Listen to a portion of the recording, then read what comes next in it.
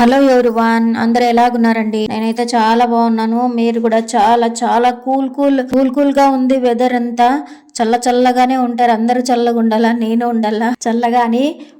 వీడియోకి ఒక్క లైక్ ఇచ్చి ఛానల్ని సబ్స్క్రైబ్ చేసుకోండి. ఎప్పుడు చూసినా నేను ఎక్కువ హెయిర్ ప్యాక్ ఎక్కువ వాడుతాను కదా, మందారం ఆకుతోటి మందారం పూలతోటి ఆయిల్ చేసుకోవడం అలా.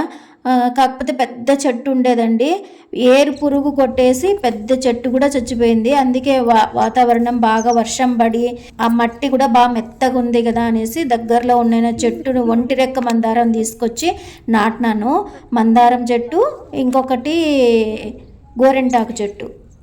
ఎన్నిసార్లు నాటినా కూడా చచ్చిపోతూనే ఉన్నాయండి. అసలు రావటం లేదు, అంటుకోవటం లేదనమాట. మా పాప చూడండి, అన్ఎక్స్పెక్టెడ్గా అట్లా నేను పని మీద నిమగ్నమై చేస్తూ ఉంటే పైన కొమ్మని అల్లాడిచ్చింది అనమాట. డైరెక్ట్గా వర్షం పడే కన్నా అట్లా పుట్టుకు పడితే భలే ఒళ్ళంతా జలదరిస్తుంది కదా, అలాగా చేసిందనమాట పాప. మీకు ఏమన్నా ఐడియా ఉందా ఏరు పురుగుకి వానపాముకి డిఫరెన్స్ తెలుసా? వానపాములు అయితే దండిగా ఉన్నాయి.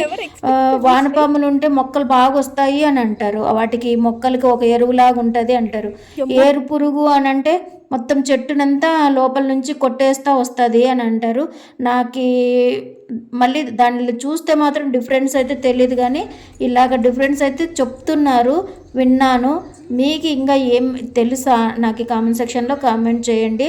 చూడండి, చుట్టూ వాతావరణం మబ్బు పట్టేసి చాలా చల్లగా ఉందండి అసలు. ఇందాక వర్షంలో తడిచేసి బయట నుంచి మొక్క తెచ్చుకుని నాటేసినాను. అట్లా నేల తడిగా ఉన్నప్పుడు పెట్టేస్తే బాగా వస్తుంది అనేసి.